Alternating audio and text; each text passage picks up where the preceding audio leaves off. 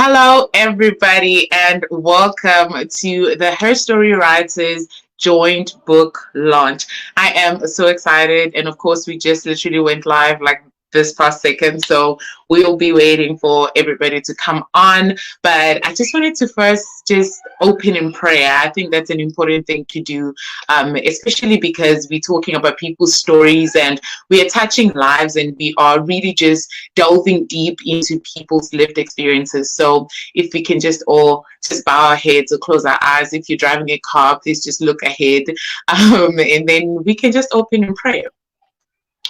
Father, in the name of Jesus, God Almighty, we just want to thank you for this moment, oh God. We want to thank you for our lives. We want to thank you, Father, for the stories that you've given us.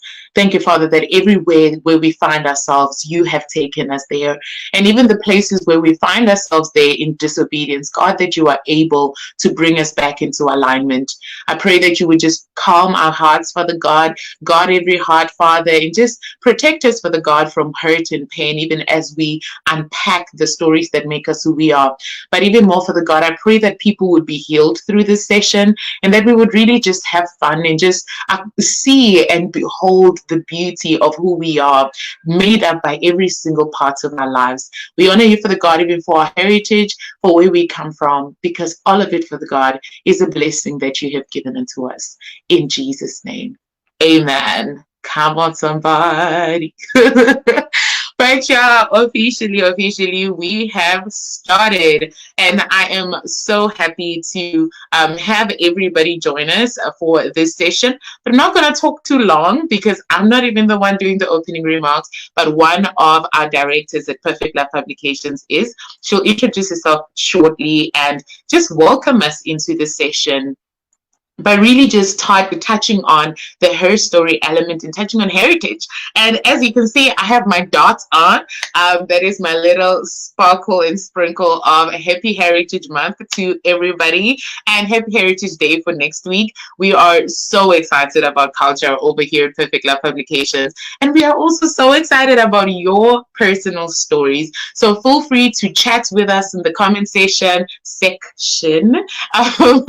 And let us know what your story is. Let us know how you resonate with some of these stories that will be shared today. And let us know how you feel about certain elements that we will be talking about as we go. All right. So we want this to be a conversation where you are actively involved. And without any further ado, I'm going to allow Mrs. Kilabukile Boleo Olivier to come and welcome all of us. Mrs. O. Thank you, Ms. KD. Mashile, am I on? You should. Okay, Now? wonderful. Yes. What a wonderful way to start. Isn't it amazing how our heritage can be expressed and exist in so many different ways? I'm so excited to be here today. So as Katie has said, my name is Gilibukhilebule Ulifir. I'm the National Programs Director for Perfect Love Publication. This means that I'm responsible for the coordination of projects undertaken by Perfect Love Publications, including but not limited to the Perfect Love Youth Literature Initiative. So today, I just want to highlight the importance of sharing our own narratives and the impact that has to ourselves and the people around us. It's so important for us to share our stories in many different ways. I mean, people share stories through song, people share their stories through poetry, through art in many different ways. And today we'll be just celebrating those who share it through writing their stories. So welcome to our HERstory Writers, a joint launch. So basically, there are so many stories that we hear throughout our lives. For me, that has largely come from our parents, my parents and my grandparents, different stories about their own lives and stories that were made up from scary guys to making us laugh and find joy in just being together. So basically, that's how we share our heritage. That's how we share our stories. And that's where I have learned much of what has made my character. Much of my values and my beliefs have come from stories that I've heard from various different times in my life. I remember my own grandfather from the stories that he used to tell us, the many lessons that he used to tell us through the stories that he told, learning from our body parts through singing, and I just want to share one of these stories, but I can't imagine which one I could. But yeah, so we learn a lot from stories, and stories mean a lot to us. We identify with the stories that we tell, and the stories that we tell help us relate to other people.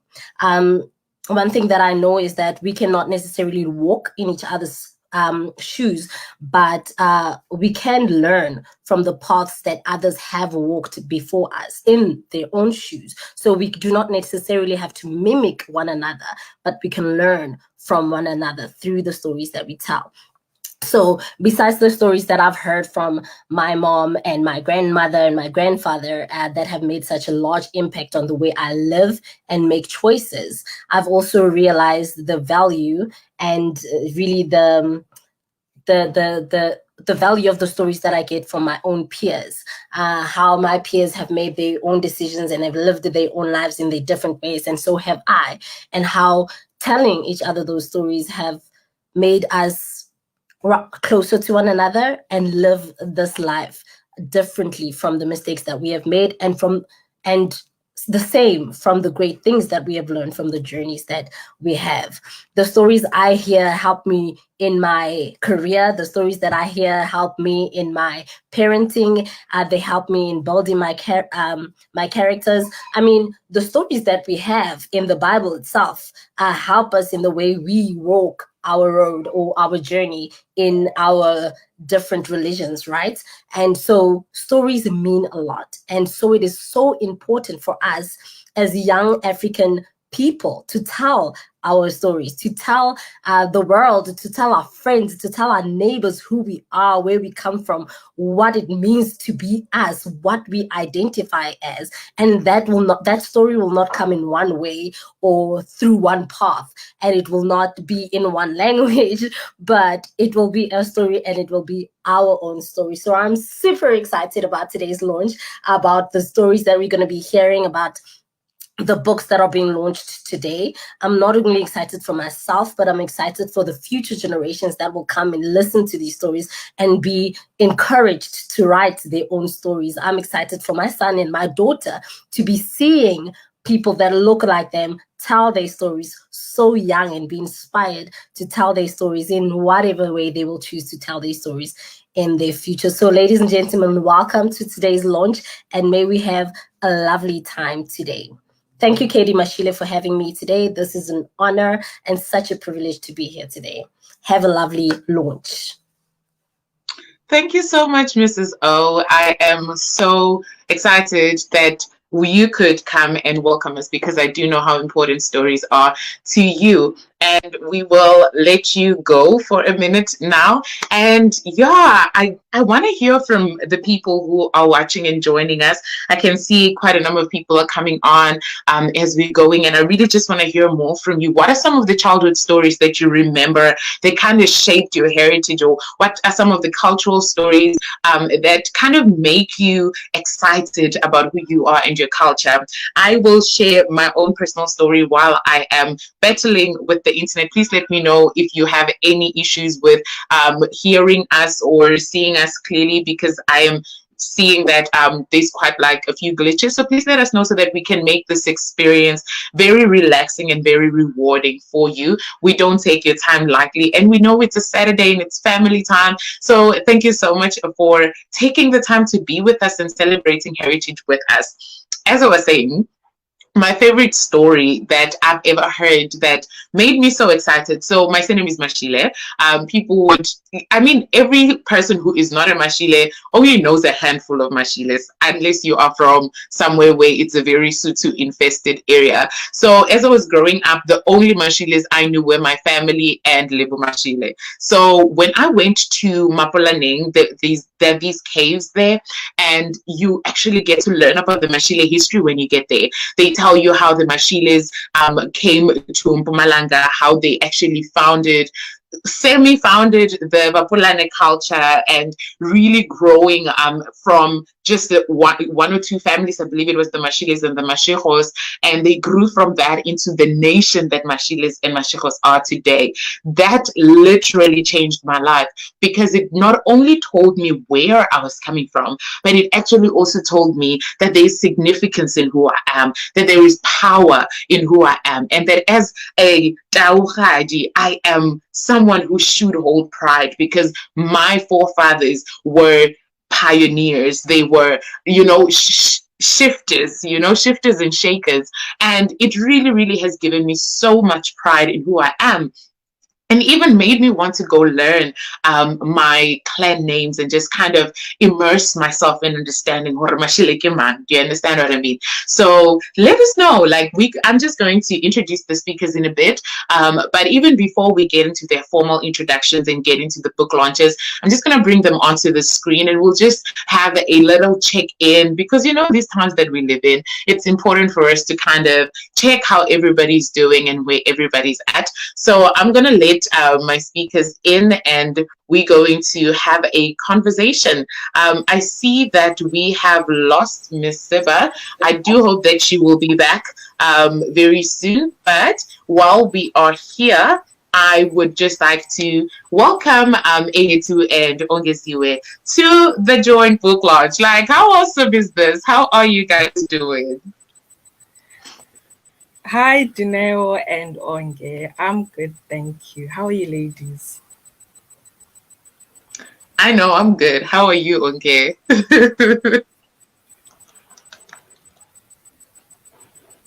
We're struggling to hear. Onge, are you speaking?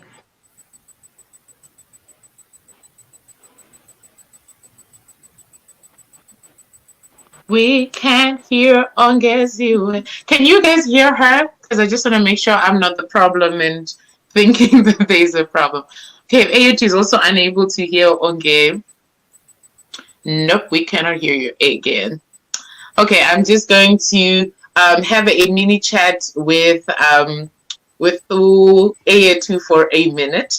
And I mean, this is actually serendipitous in a sense because you are very immersed in your Xhosa culture as well, and you have really sought to understand a lot of it. Can you what does heritage mean to you? Let's start with that. What does heritage mean to you, and how have you kind of expressed what the meaning of heritage through your writing over the years?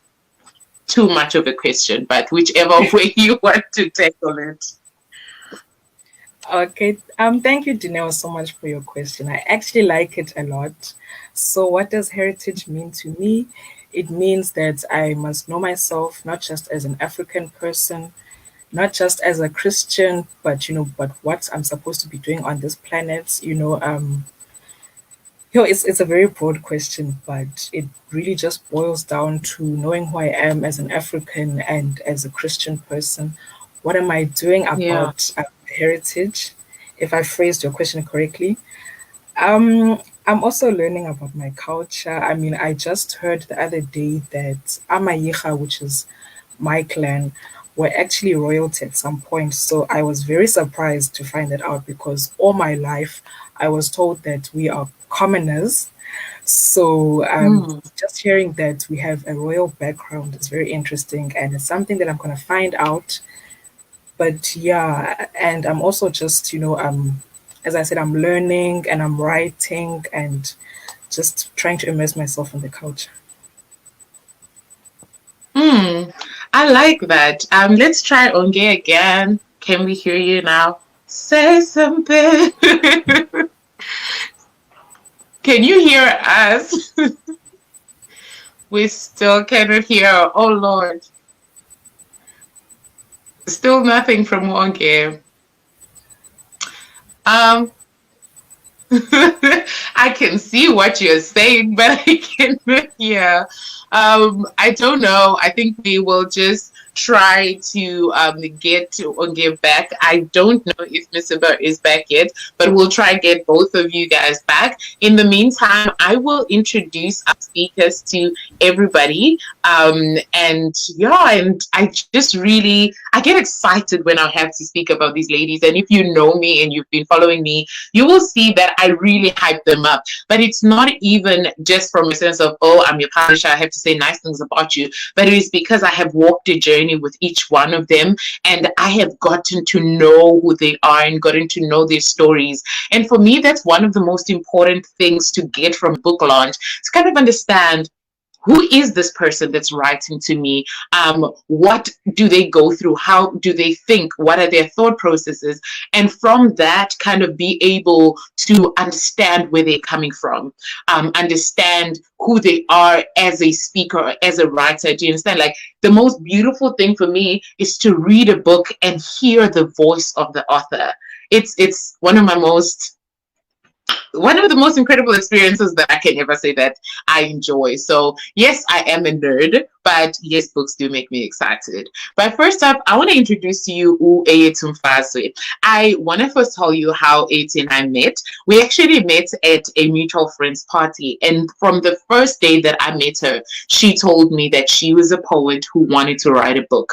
And I find this very important because when I was growing up, I never really had that mindset of, oh, I want to be an author, or I didn't even call myself a poet. And a poet friend of mine said to me, and this changed my life, that as you see yourself, the world will also see you. So if you want to be something, you need to first see yourself as that. So that really blessed my heart when I met Ueyetu, and she was so aware of who and what she wanted to do. I'm going to be reading literally like below the camera. So if I'm looking down, please just forgive me. But Ueyetu Mfazwe is a young lady from East London in the Eastern Cape. She's a spoken word artist and a lover of the arts. She is the author of her debut book, Dinethemba, My Hope, My Strength, My Progress, which was one of the first books that we actually published at Perfect Love Publications.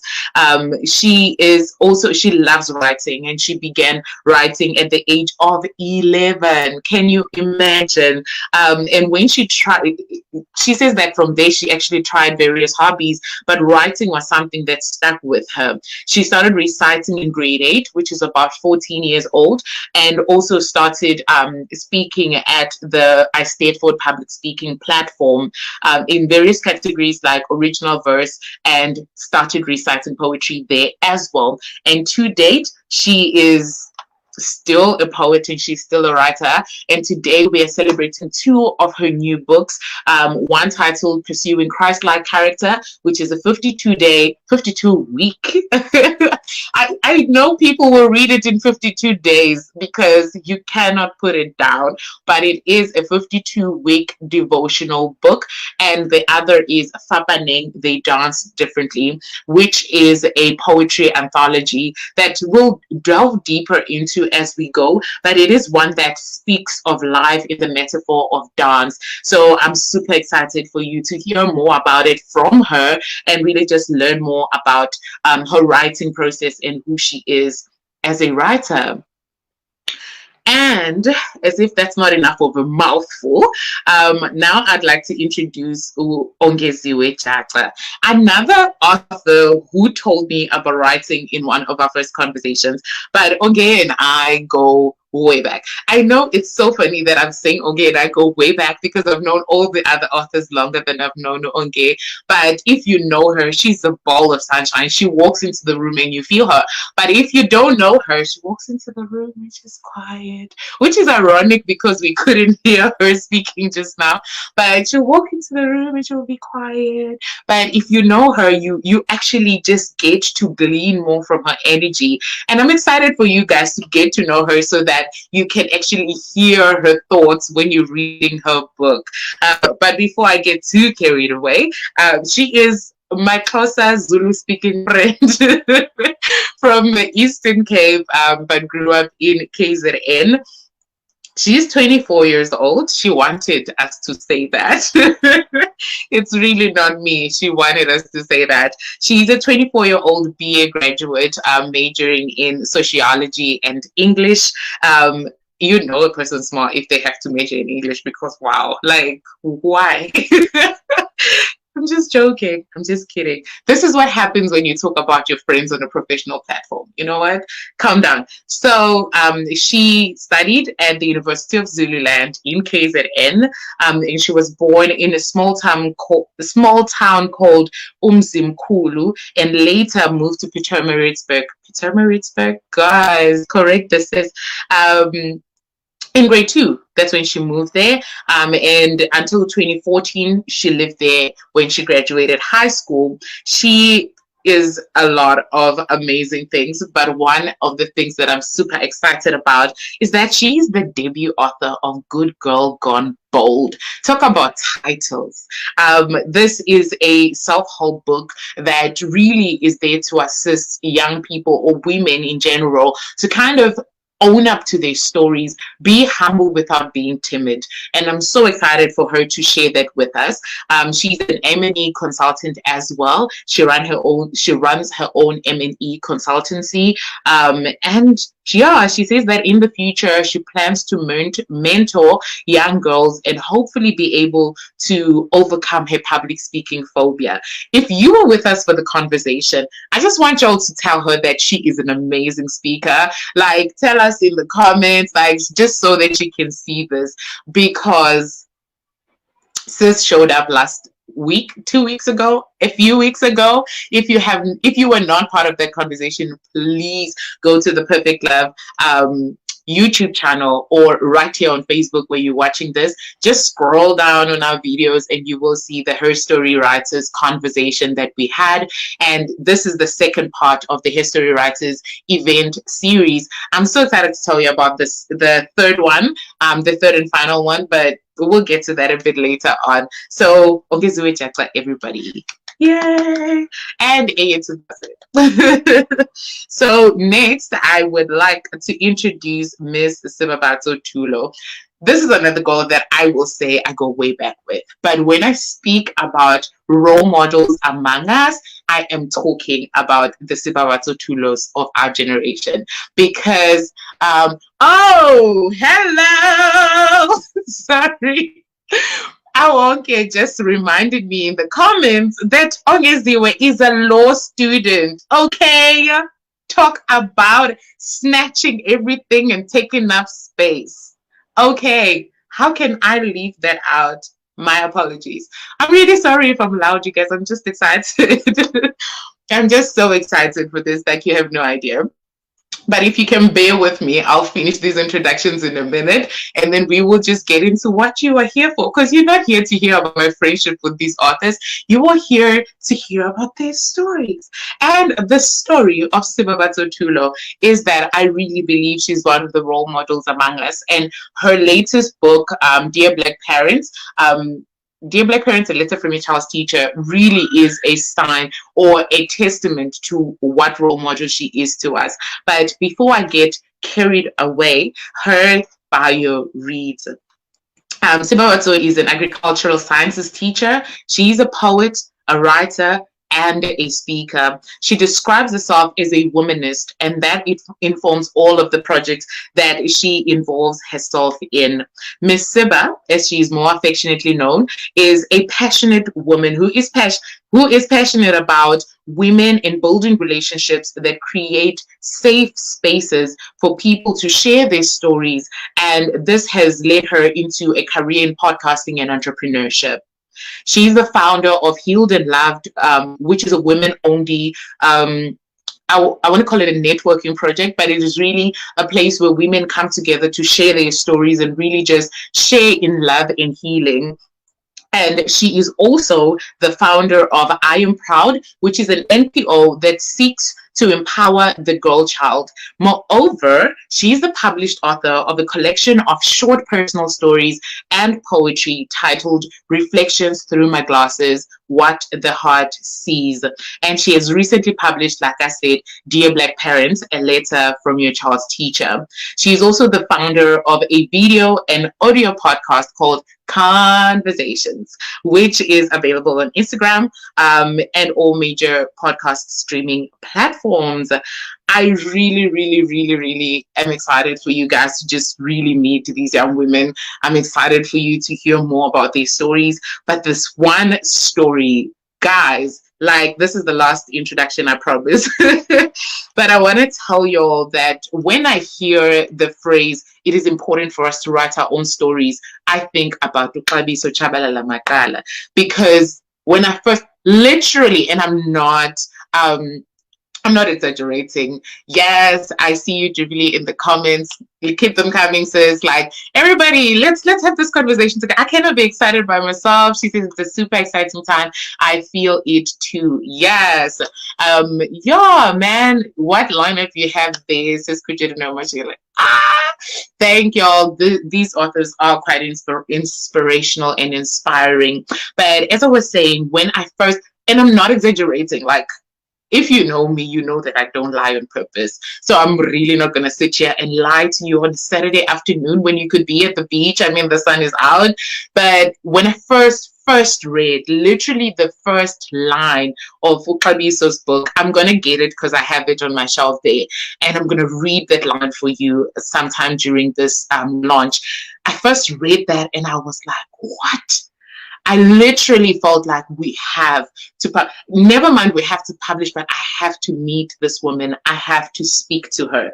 And that is the kind of power that storytelling has. But yeah, Uxabiso Chabalala Makala is a registered nurse by profession. She believes in administering healing in more than just one way. When she's not on the bedside caring for the sick, she's happily and passionately sharing her poetry, hoping to touch a life and restore strength to someone's heart. Isn't that poetic? Okay. Xabiso also runs an initiative called One Great Act of Kindness. One Great Act of Kindness creates a platform for young, struggling poets to come together and share a stage, but even more than that, for them to share things. So for instance, they will come with like clothes, donating soap and stuff like that, and that will be given to the less fortunate within that community of poets, but also externally to anyone that these poets would know. And lastly, she's a mother, she's a daughter, she's a sister, a cousin, and a friend. And these are the roles that she holds the most dear, her interpersonal roles in people's lives. And like I said, she is an author. So she's the published author of Beautifully Broken, Divinely Repaired, which is a poetic memoir. So she shares her story and she just really strings in some poems along the way. And it is such a beautiful work of art and heart. And yeah, I really am excited for you all to meet all these lovely ladies. I'm going to try one more time to get them all on the screen. Listen, like, we have a teacher on here, we have a communication specialist on here, which is here too. We have a nurse on here, we have a law student on here, we have monitoring and evaluations on here. So we really have a jam-packed session with amazing young women. And I just want you to really just, before we start, because I know it's already overwhelming what I've said, but I really want you to just take a deep breath, think about your own story, think about where you are, and really just reflect on yourself, right? Reflect on where you are and really just acknowledge and celebrate who you are. I want you to give yourself a hug in your room. I want you to give yourself a hand of applause. I really just want you to also just say love, right? And the importance of that is we always pick at ourselves. We always pick at our stories like, oh, I went through abuse, or my mom wasn't there for me, or blah, blah, blah, blah. And we forget the beautiful masterpiece that we've become. So yeah, ladies and gentlemen, I will try one more time to bring back all my speakers into the room. I see we still don't have Miss Seba. I'll try and go fetch her in a minute. So I'll try and go fetch her offline in a minute. But yeah, let's try one more time and see if Oyeziwe is able to talk to us. How are you?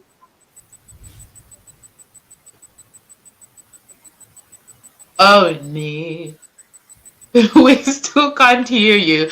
But let's take this time and give Ueye to the platform to introduce us to her books and really just tell us about her writing process and what you can expect from pursuing Christ-like character and Fapaneng. They dance differently. So she'll be on stage for a minute, and I promise you, I'm going to do my best to run around and sort out the technical glitches with our other guests. But yeah, enjoy, and the stage is yours, A2. Thank you, Dineo. I'd like to say good afternoon, firstly, to all of the viewers and most importantly to the writers. So, as Dineo has mentioned, I have two books, which is Papaneng, They Dance Differently, and Pursuing Christ-like character.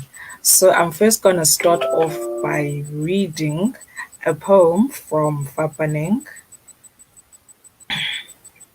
Black doesn't crack. They say black doesn't crack, but there's cracks amongst black people. Cracks from dividing ourselves instead of uniting. The words yellow bone and black bone roll off the tongue but discriminate. Unity died when colonization manipulated and rebranded beauty. It's always about being as close to white as possible, yellow being our closest bet, when actually we should be comfortable in our melanin draped selves. All shades are gorgeous in their own way. I mean, it's African butter in all its sizzle. So this is one of the poems that is in Fapaneng. And then I'm firstly going to start by talking about Fapaneng before I go on to the devotional. So this book is an anthology of poems about topics that society shuns away from addressing, and especially about the underdog, because I'm very big on discussing the issues of the underdog. And the underdog doesn't just refer to competitors in sport, who's favored to win and who's not favored to win. But each and every single person, I believe, is an underdog in a way in terms of what they are struggling with and how society views them. Just that some are more of an underdog than others. So yes, but the positive in this book, because this book is not just all doomy and gloomy as a lot of people like to think poetry is. There's also good things that are being discussed. Like how Africa is just such an important place, and how we as Africans, we are doing the most in terms of just surviving in the day to day of everything that we're facing. So yes, and then so how I came up with this book is that, like I've said, I was writing about the underdog a lot, so I really just wanted to discuss the underdog, because that's it's just something that I really enjoy. And just also I like to give a voice to people who can't voice the opinions because of what others have said, or because they are fearing what others are going to think. And then the writing journey, um how long it took, how was the journey, what did I face and how did I overcome it. So how long it took me about 3 years to write this book, because before I wrote this book, I was working on Dinetemba, and right after working on it, I took a bit of a break. Then I thought, okay, I'm gonna do this book now, because I had so much energy and just I was so excited for the fact that my first poetry book was coming out. So I'm like, okay, I'm just gonna take all of this energy and write this book. And then so I wrote it. And then how was the journey? Um, the journey has been quite interesting, because you have to motivate yourself. You have to do all of the inner work as well while you are writing this book, and also just bearing in mind that your voice matters in this journey, and just bearing in mind that, okay, poetry is not liked as much as it used to be, but still putting in the work because there is an audience that appreciates and enjoys poetry. So, yes, and then the challenges that I had to face, um, things like writer's block. For those of you who don't know what writer's block is when writers can't pen down what they want to write. And so, it just becomes this thing of, okay, they can't think of what else they can say. So I had to face that. Um, and also just knowing the legalities of writing because there's a lot of legalities, and just trying to not be taken advantage of in this industry because it is quite an industry to be in. And so, yes, that's also the challenges I faced. Um, and then how I overcame all of them is just doing my research uh, in terms of legalities, in terms of just knowing, what goes into a book the second time around. And it also just helped that I had already written in Dinetamba and already had experience with getting it published and marketing it and distributing it and all of that. So it helped a lot. And then the lessons that I took from this journey, I learned to be my own supporter because much of the journey is started by me and much of it I have to finish it as well. Um, so, yes. And then I also learned to write work without offending people, as can be the case when one is tackling controversial issues, whatever controversial means to you, because some of the work in this book, it might be seen as controversial, but I've always felt like nothing is too controversial actually, because what one goes through can be seen as controversial to another person, but really we are facing different challenges. And so I just felt like, okay, I'm just going to write about this. If I don't know much about the topic, I'm going to research it. But I really feel like I said earlier on in the introduction, society just shuns talking about certain topics.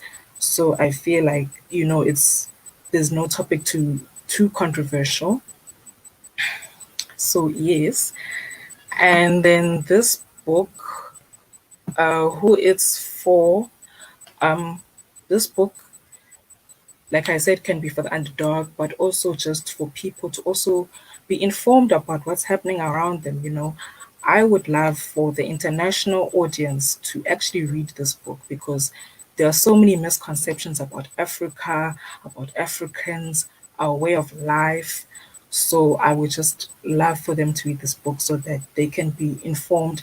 And when I mean informed, I don't mean as in I know everything and they don't.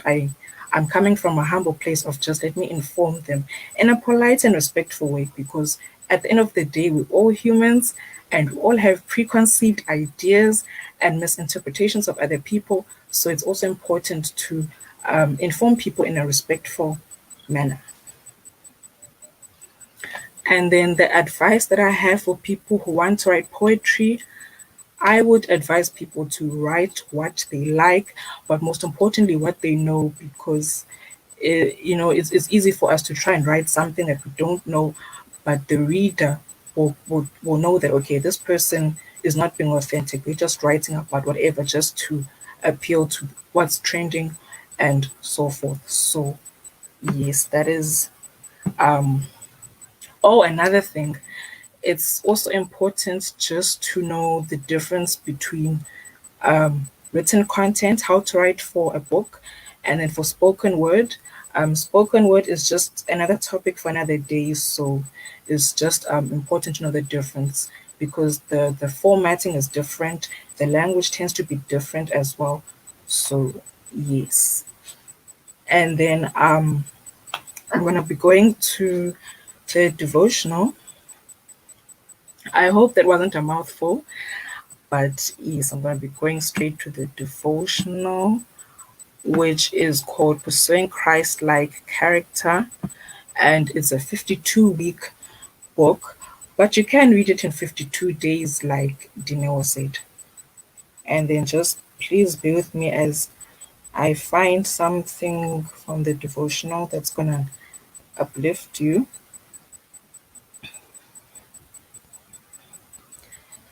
And when they had brought them forth, they said, "Flee for your life, flee to the hills, lest you be consumed."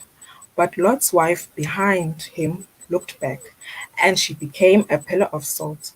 This is from Genesis 19, verses 17 to 26, from the Revised Standard Version. Week 20. Looking back can be the end of you. Lot's wife defied instructions when she looked back to Sodom and Gomorrah and turned into salt. She looked comfortable with her old life in the town she knew. We can liken this story to our lives. We have all battled or are battling to make peace with our past decisions and step faithfully forward with God into our future. God knew us before we were conceived, and therefore our past actions do not surprise him. And in this prayer, um, which says, "Dear God, thank you for loving me despite past unwise decisions. Help me to make peace with any comfortable feeling on decisions I need to forgive myself for. In your glorious name, amen." And then, usually with devotions, there's a, a challenge, if I can call it that, whereby the writer is just asking the reader to practice something, just to practice what has just been said in the passage. So the challenge I thought of says, "May you feel led to choose better. Think before embarking on a choice you make. Write down a good choice you make daily." So, yes, and then I'm going to get straight to what this devotional is about. So, this devotional, it's a 52-week devotional. But really, if you're feeling led or if you're just feeling excited, you can read through this devotional quicker than 52 weeks. It's about seeking God in everything you do and striving to be like Him, through the good and the bad. And just a disclaimer, so this book isn't about telling people what to do, but rather motivating them to strive to be like God in their daily lives. Because a lot of people like to think that when a person writes a devotional, it's like they know everything there is to know about Christianity and the Bible, whereas that's not the case. Us as writers, we are also humans and we're also just trying to encourage the next person in their daily walk with God. So I just had to put that disclaimer out there. And then how I came up with this book, it was initially written as an anthology of poems. However, I felt like, okay, because it's Christian poetry, I'm not sure if people are going to be feeling it, if they want to read this. So believe it or not, I just like left it on my computer just to be stored in the file folder, just for it just to, be there and not to be looked at. And then, I felt like the tugging of the Holy Spirit telling me, no, you gotta finish that book, you gotta write that book. So before this book, um, before I decided that this book should be out there, I just thought, okay, I'm also learning something from just trying to understand God daily. And so, in a way, it kind of became a diary, also in the sense that, okay, I'm noting down what I'm learning, as I'm reading through the word and all of that. But we thank God that this book is going to be coming out and that people are going to enjoy it. And then I just wanted to also encourage people within the faith and to look at life a bit differently. And then my writing journey, how long did it take? How was the journey? What did I face and how I overcame it? So, in terms of the journey, I started writing this book, I believe, in 2019, early 2019, so around about January or February. And again, I took breaks because, I felt like, okay, I don't think people really want to read Christian poetry and all of that. But we thank God for the tugging of the Holy Spirit to change my mind about that. And then the journey was challenging because I stopped writing at some point because I really was just had a lot of doubt. And then the challenges that I faced, challenges, so, coming from a poetry background, the challenge was now to learn about this new genre of devotionals because I knew nothing about devotionals. I had only read some of them, I had listened to some of them. In fact, even in grade 8, my base class teacher would force us to read devotionals to the class.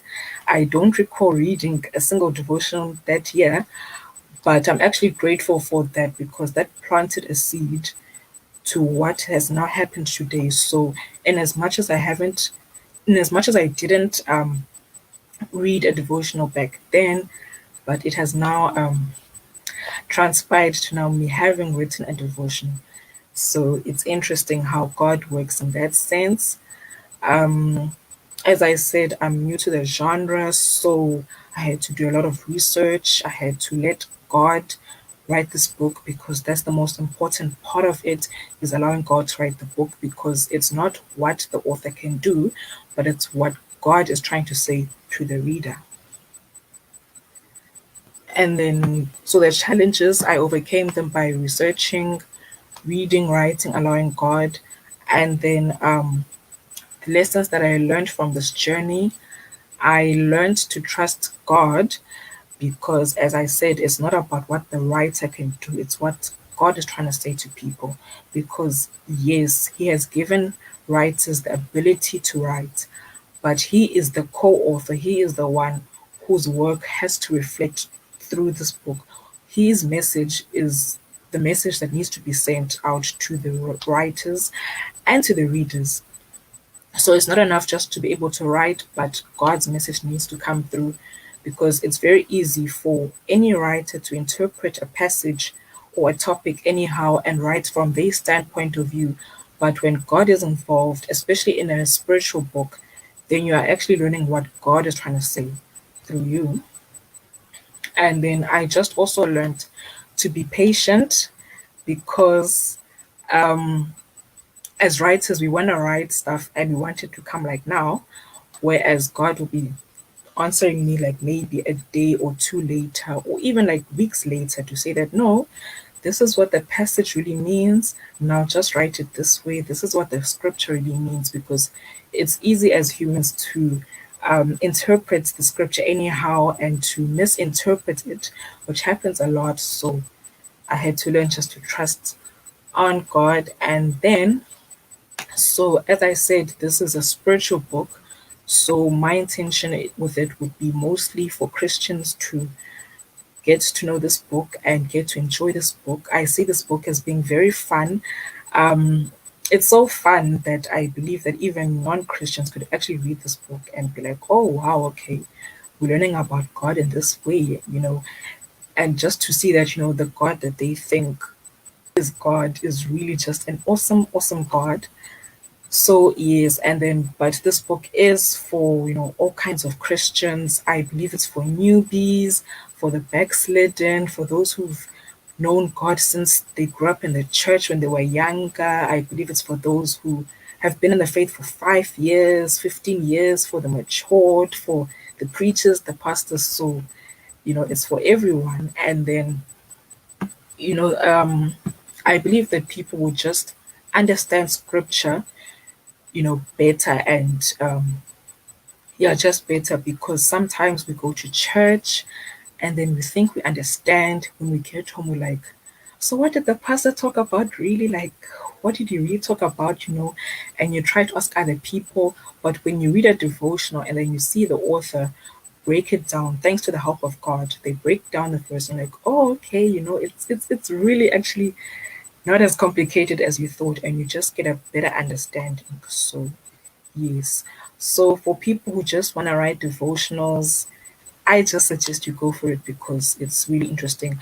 But do please invite God in the process because you can just misinterpret a verse and then the reader gets the wrong message, and then things turn out differently. So it's just important to invite God in everything that one does, and including writing.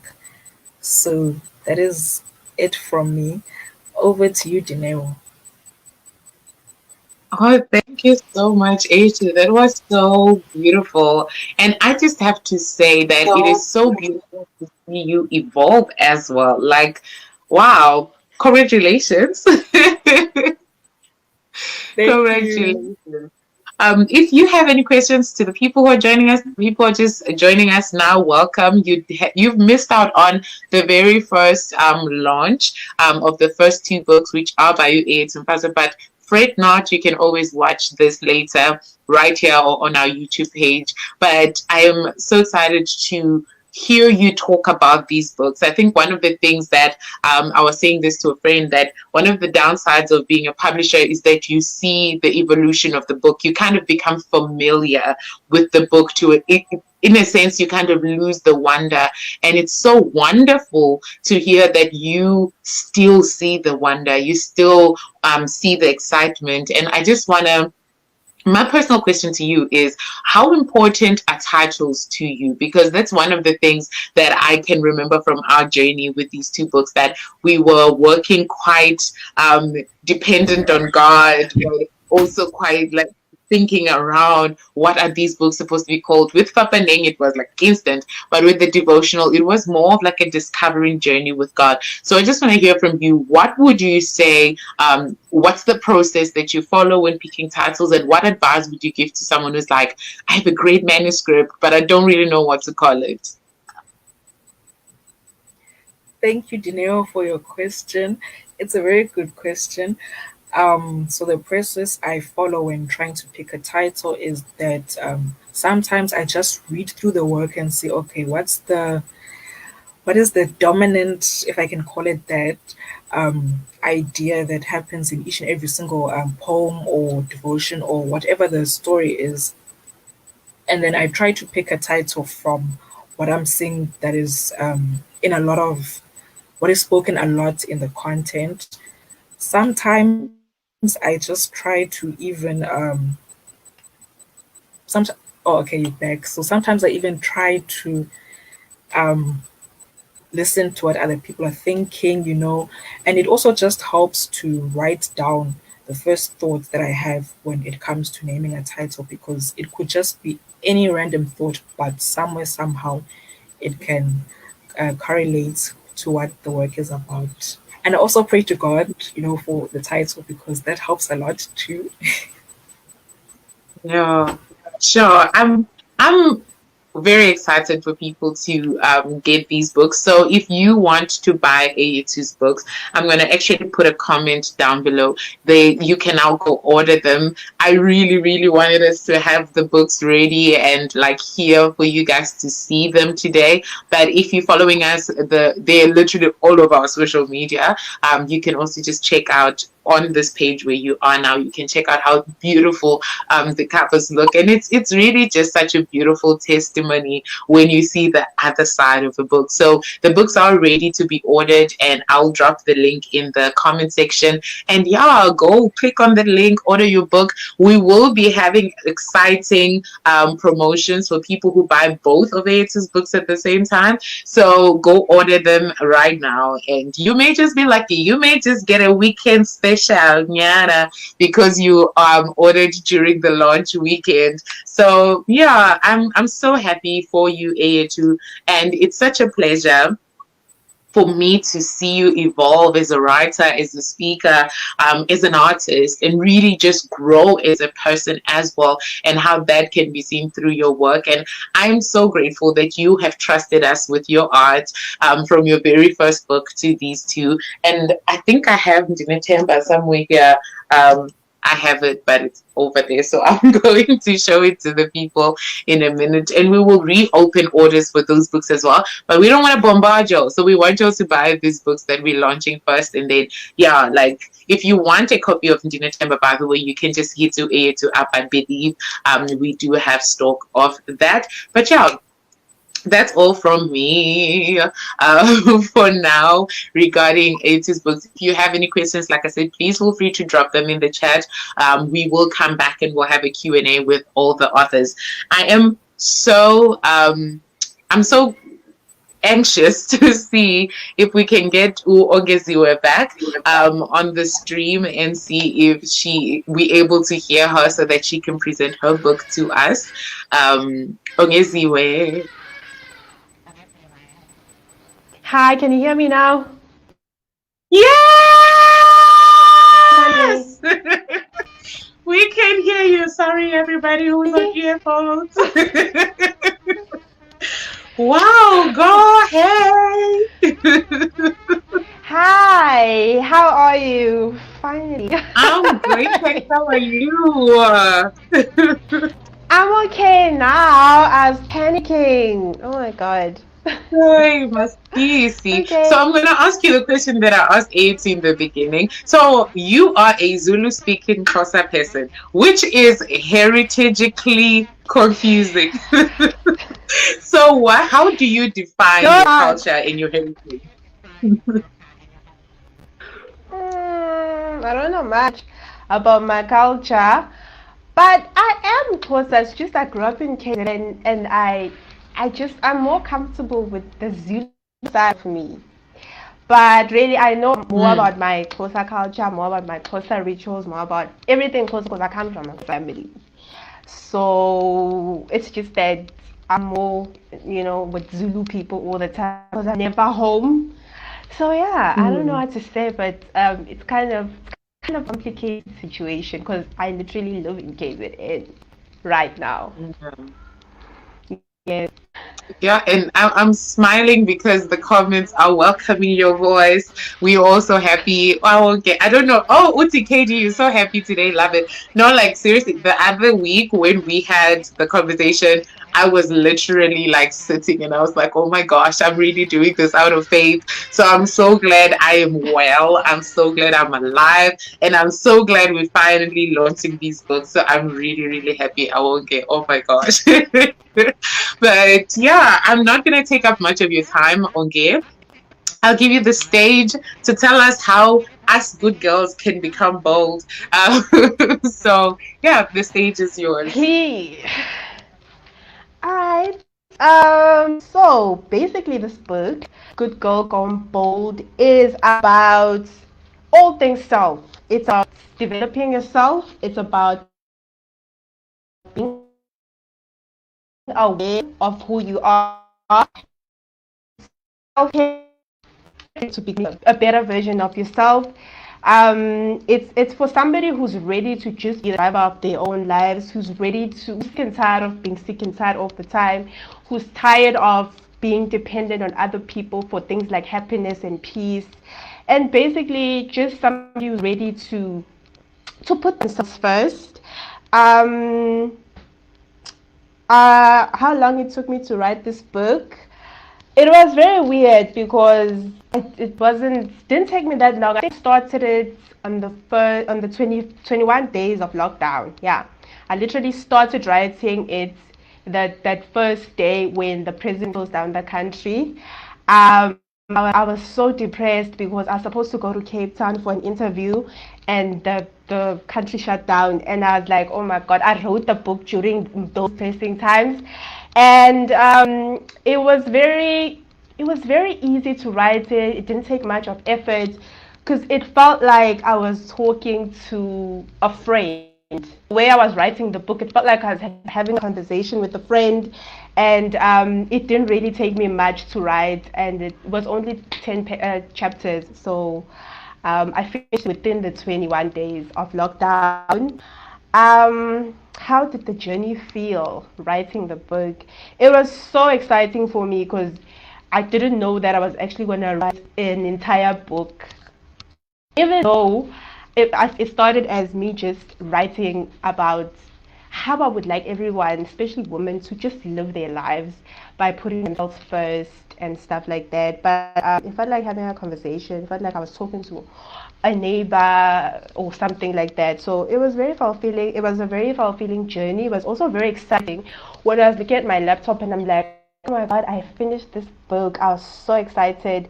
And I also felt very rejuvenated myself when I read it. I was like, oh, okay. I feel better about the fact that I couldn't go to town. Everything just, I felt better. I felt like, okay, you're going to have other interviews. It's fine.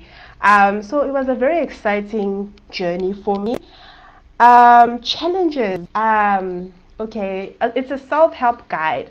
So I really didn't know how people could relate to it, just because it's more like my opinion. But the challenge was that I was afraid that perhaps people wouldn't relate to some of the things that I'm advising in the book. For example, I'm not going to give away too much because you're going to get the book and see and find out for yourself. But there was a chapter that I wrote about being alone without feeling lonely. So I personally love being alone. I've always been alone like all my life. So for me, that's all I know. That's all I enjoy. So I felt like me telling people to start enjoying being alone without feeling lonely, maybe people wouldn't relate because the people in my life personally don't like being alone. They want to be around people. They're very family orientated. They just, I felt like people be like, nah, it wouldn't make them happy to be alone. So I don't know. I felt like cutting it out, but at the same time, I'm like, no, I'm gonna add it though. I want people to know how it's like to be alone and be happy just by yourself. So how did I overcome this challenge? I sat and I thought of ways of how to put it in the book to make the person understand that no, this, like, I elaborated what I mean exactly. I tried to be more clear as to why I'm saying to you, you should be able to be alone without feeling lonely and depressed. Yeah, that was one of the challenges that I overcame in the book. What I learned from the journey. What I learned from the journey of writing, getting published, and everything, and really like from chapter to chapter, was that from the first chapter that I started writing, I felt like, oh my goodness, it was so fulfilling to actually realize that I had written something and finished it. There's actually a chapter in the book about starting things and finishing it and how amazing that feeling is. So I learned from my own self that, wow, I actually started something and finished it, and the amazing feeling you get from that. It made me feel like there's so much things I can start and finish instead of just thinking about it, just leaving ideas and not actually turning them into actions. So for me, it was a big lesson that, okay, you know what, when you start something, you can actually finish it if you put your mind to it. In the book, I mentioned simple things like procrastinating to do things like washing dishes, for example. Like, we know when you've been procrastinating to wash dishes or do whatever, something simple. The moment you finish doing that, you feel, I don't know, but I always feel like, oh my God, I have washed the dishes. Now I can go open these law books and study and move on with the day.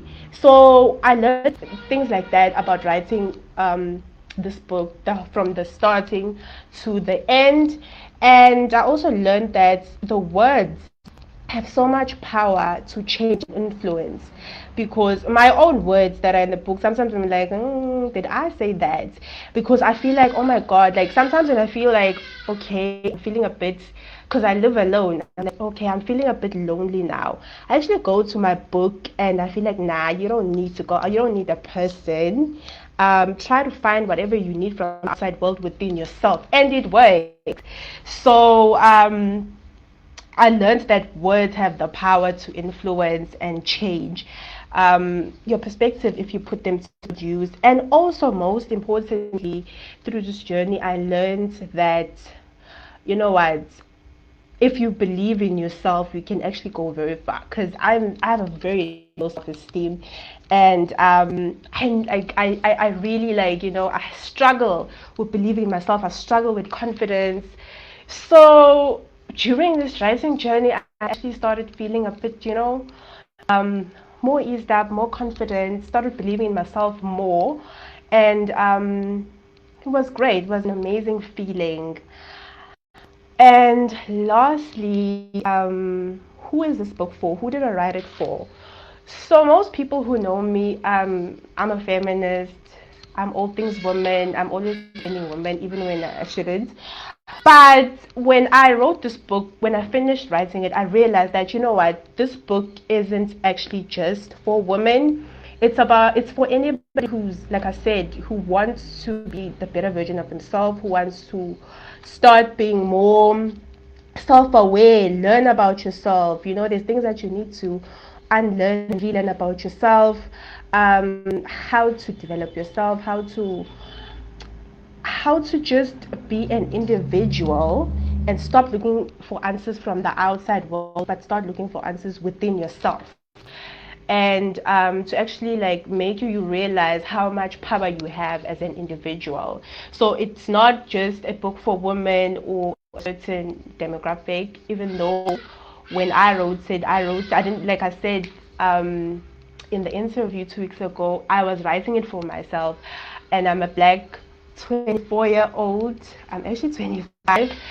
So at first it was like, okay, young black women will relate to this, so I may share it with them. But now, as I started like writing more chapters, I realized that actually anybody can literally learn a lot from this book, and it could literally change anybody's life.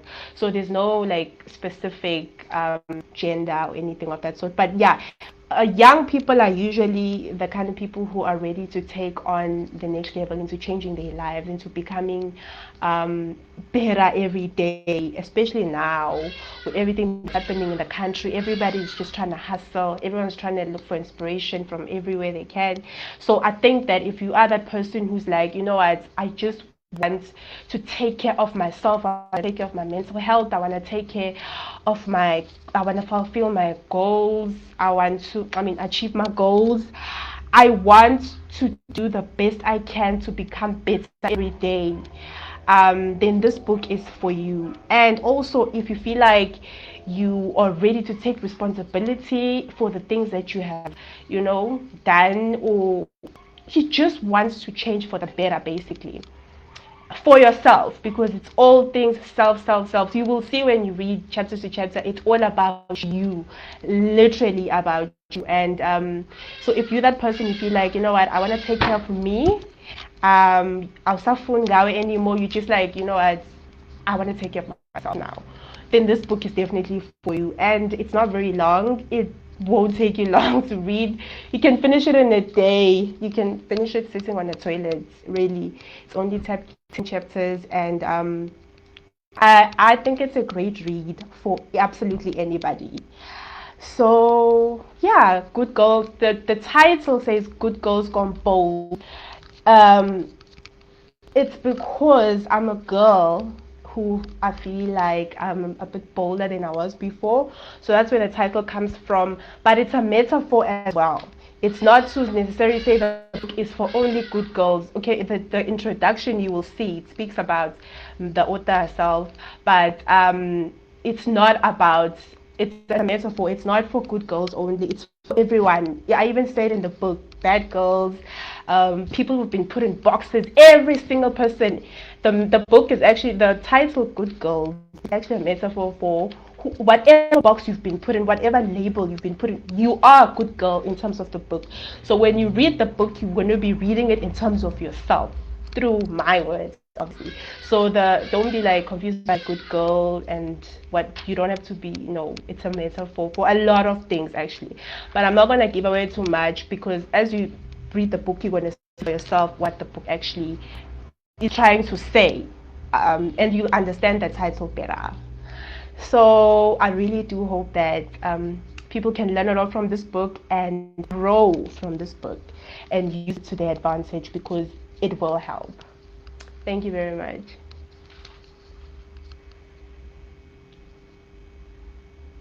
So if I'm okay.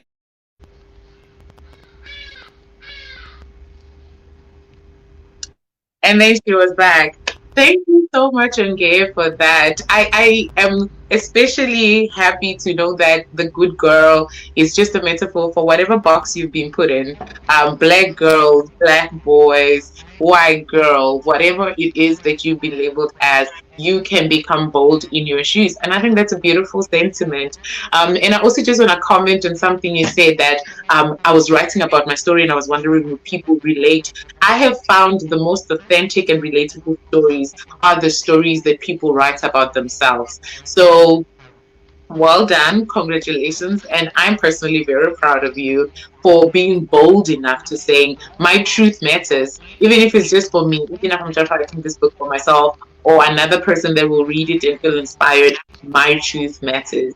And that's enough of a statement. That's enough of a reason to write a book, in my opinion. So congratulations. Thank you. You're welcome. Like I said, if you have a question or you have a comment, please don't be shy. Drop it in the comment section. We will be going into a Q&A very soon. I'm gonna release Onge for a minute now. And then we'll come back with all the speakers. I don't know if I just saw, I didn't. I did not. I was about to say, I don't know if I just saw Siba coming back, but I feel I'm afraid we've lost her. And I'm pretty sure Fabiso is out there saving lives in this COVID. So unfortunately, they're not able to be here. Siba was on here earlier, but she kind of got lost. Isn't this ironic that this is exactly the same thing that happened when we had the conversation? But I'm not going to let that deter us. I'm going to tell you a little bit about Fabiso's book. Luckily, the two authors who aren't here, their books are actually already printed. This is Dear Black Parents. I'm going to try to do the YouTube thing so that you can see it. There we go. It's Dear Black Parents, a letter from your child's teacher. And this one is Fabiso's book. It's called Beautifully Broken, Divinely Repaired. I don't even know if you can see it. I think you need to do something. I don't know, guys. You will find it on our social media platforms. So I first want to take you guys through Beautifully Broken. It's so near and dear to my heart, this book, guys. You have no idea. But the statement that, oh, thank you. Somebody just told me they see them. But yeah, like I said, please drop your questions and comments about these books in the chat. And in a minute, not in 1 minute, in a minute, we will be having a Q&A session with both the authors that are still here. And we will just ask them any questions that you have. I remember someone in the conversation asked something about how did you know that you were picking the right publisher? And I will, at the end, very, very end, kind of tell you guys, talk you through the publishing process and how all those things work. So please stay tuned. And we have an amazing I just saw someone, so unfortunate that Siva is not here. I have a question for her. You can drop us the question if it is, because we have had quite a lengthy campaign marketing her book. So if I do know the answer to that, I will share it with you. If not, I will definitely send it to her so that she can respond. We will be having a lot more conversations about these books, so these are just introductions, so fret not. We will be talking to her possibly live right here on our page so that you can get to ask her that. But yeah, what was I saying before that? Oh, Beautifully Broken. So I'm first going to read. So I had the privilege of writing the foreword for this book, but I'm first going to read to you the first thing that I saw on the manuscript when I first held this book, or the manuscript of this book. It's on page 15, but it's the beginning of chapter 1. The chapter is titled, Our Love Was Not Enough to Save Me. Filled with disbelief that he slapped me after falling against the wall, I remember the kind of disbelief that came over me, not only at the fact that he had slapped me, but at the realization that he actually took his best shot at it. He slapped me with all his might, and I honestly dropped against the wall. I hopelessly dropped against the wall. This was the man I believed to love me, a man I loved and believed with all my heart that he knew how much I loved him. Selah. I'm not going to read any further because I'm not about to start crying. But, like, can you hear that? Like, That's the first thing that you're reading in this girl's story. But now I'm going to read to you the foreword, because I feel like that is so important for you to kind of get the heart of what I got from this book. Like, after reading that, then I got to speak to her and meet her, of course. When I first spoke to Abiso, I heard a spark in her voice. She had so much joy about her. So when I started reading her story, or reading further from the first page, I genuinely couldn't reconcile how one can be that joyful after going through so much. And the only explanation I could find was that it had to be the grace and goodness of God. I quickly learned that her joy was a testament of her being divinely repaid by Him. If you look closely, you will see that there is an undeniable beauty in every part of her story. She couldn't have chosen a better title for her book, Beautifully Broken. This reminds me of the Japanese kintsugi process, where pieces of broken vessels are put together using melted gold. As I read through the manuscript, I realize how God does the same with us. He picks us up from our most broken states. He gathers us from the darkest places and brings us up under His light, where He carefully examines our pieces, washes us clean, and then begins to gracefully mend us. In mending us, as you can see through Xabiso's story, He fills up the cracks with pure gold. While it may sound glamorous, it is usually a very painful and lonely process. What makes it worthwhile is that He doesn't take us back to who we were before our broken state. He usually makes us better. He adds value into us and increases our wealth and our worth. He makes us better. And like any other well-repaired kintsugi object, His golden love story becomes what stands out, not our history of pain or brokenness. As you read this book, I pray that you will find healing. I hope that Xabiso's story will be the gold that God uses to fill you up and make you whole again. I also ask that you read this book with kindness, that you read it with compassion and empathy. First, towards yourself, for when you knew better but did not do better and ended up in a state of brokenness. Then to Xabiso, for the risk she took in exposing her scars for others to heal as she now has. And lastly, to all the characters in this book whose actions you do not agree with. May this story inspire you to show others the grace you desire for yourself. I feel like we need a real moment of silence, because guys, I love this book so much. I don't even know where to start unpacking it for you, and it's actually a privilege for me to get to do this unpacking, because it's a book that spoke to me so much, yet I had never been through the things that Xabiso went through in life. Again, I'm not putting words in her mouth. Thankfully, we have had this book published for a while now. It was published deep in the middle of COVID. It was first virtually launched on the day before our first day of level 5 lockdown in South Africa. So we saw it more than fit to reintroduce this book in a new light when people can really receive it and really heal, because I believe even COVID has introduced a lot more brokenness, or made us aware of a lot more brokenness in our lives than we were before. And I believe that this book is timely now more than ever to help us realize that God doesn't, if you can see the vessel on the cover, God doesn't make us look like we looked before, but He actually makes us better. He increases our value. And I love how Xabiso says, Ndili Xabiso, like I am value, I am worth, right?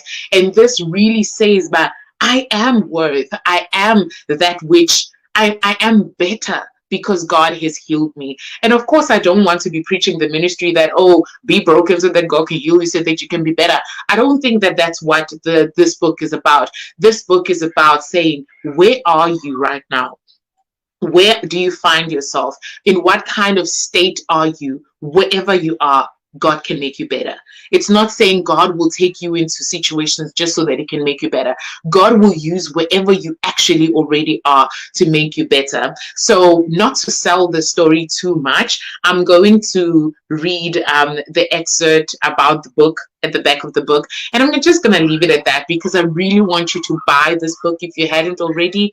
And sort of the background, children are having a Saturday. But if you haven't bought this book already, please, please, please order it. The order information that is going to be on the comment section is definitely going to include all the books. So just click on it. All 5 of the books are on the same link. So you can order whichever copy you want, or you can order a copy of all the books. Like I said, you may just get a weekend special. So yes, back to this. Let me read to you what this book is about. Beautifully Broken, Divinely Repaired is a beautiful depiction of how God does with our lives what the Japanese do with broken vessels. He repairs us by filling our cracks with pure gold.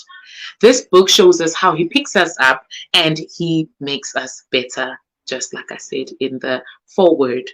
This book teaches us the importance of not losing ourselves when losing love in some of the most painful and life-altering ways. It's about strength and finding the ability to walk away from everything you knew and everything you thought you wanted for the rest of your life. Even if it means walking away not only with a broken heart, but also with a virus in your body. This book is about finding hope in the middle of a million tears and finding traces of beauty in your own brokenness. It encourages the reader to find the ability to fall in love again and learn to trust themselves and God every day. The aim of this book is to encourage you to get back up and endure the repairing process. There is beauty that is waiting to be revealed on the other side of your brokenness. Say love. So yeah, guys, I really want you to read this book. Like, I feel like I'm going to tell you everything about the book. I'm going to tell you everything about this book because, like, yeah, so I'm going to stop talking officially about this book because I'm going to tell you everything. Sorry. Okay, guys. That book is near and dear to my heart, y'all. Like, you need to read it. Like, her story is just, like that moment, like when you read the first paragraph, it grips you and it never lets you go until you finish reading it. And the beautiful thing about it, this is the last thing I'm saying about Beautiful Book and I Promise. The beautiful thing about it is that she's not prescribing, and I like what Ongeziwe said as well. She's not prescribing, and AH also said something similar, that they're not prescribing how you should deal with your brokenness, but they are, someone once said that artists are wounded healers, that they expose their wounds so that you can heal. And the more beautiful thing about Kabiso is that she has taken the journey of healing. So she's not just opening her wounds up to the world, but she's showing you scars that are evidence to say, I've healed from this. I've healed from this. I've healed from this. And God can do the same for you. That's, for me, that literally sells the whole book. And now talking about healing again, we have Dear Black Parents. I saw the question that was directed to Siba, but I will attend to it. Oh, also, I can see very well, so please forgive me if I'm very close to your face, because I'm trying to see. I'm trying to see the comments. So I will not say bad things about myself. Like, who can't see me? I can see well, very well.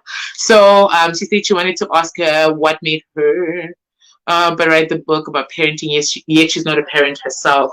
Actually, I will address that now. So Siba wrote this book from a place of a child and a teacher. So she, if you've read Reflections, this is her first book. Oh, Lord, there you go. If you've read Reflections, she shares her story of the child in this book. I don't know if that makes sense. So she shares how she grew up in boarding school. I believe that's in her introduction, as actually. So I'm just going to read the introduction to answer that question and to kind of let you know what the book is about. But she grew up in boarding school. She was an only child, is an only child. So she wrote from a place of understanding the children in her class as herself, or because of her own story, she kind of gets the children in her class. And she had also gone through, when we were sharing her book quite a number of days ago, in build up to this, I quoted something she once said, that sometimes as young people, we have to, as young Black people, we have to heal from traumas that were caused by relationships with our parents without our parents. I'm going to say that slowly. So sometimes as a Black child, you have to heal from traumas that were caused by your relationship with your mom, for instance, without your mother's involvement. So she had to go through a journey of healing from maybe feeling abandoned by being sent to boarding school, or feeling like she was expected to kind of fend for herself and be the good girl, as Oge was saying, all by herself.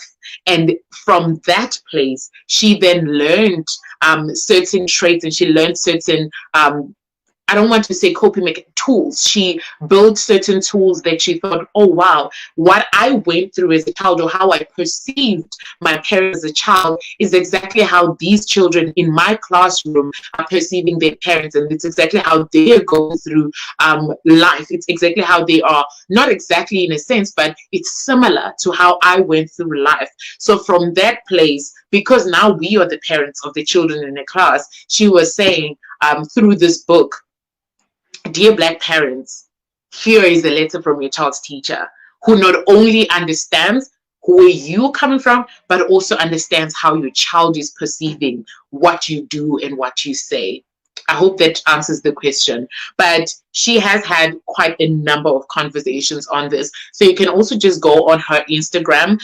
She has had a lot of Instagram lives conversation around the book. So you can go on her Instagram at Miss Thulo, that's MS Thulo, Thulo, and you can really just listen more to what she has to say about the book. She has addressed that quite a bit, but also just to say that usually we want to go through processes and we want to go through journeys when we are in there. So we want to be practical learners, when actually it is better to heal as a child first before you have kids of your own and kind of subject them to the experiences that you had.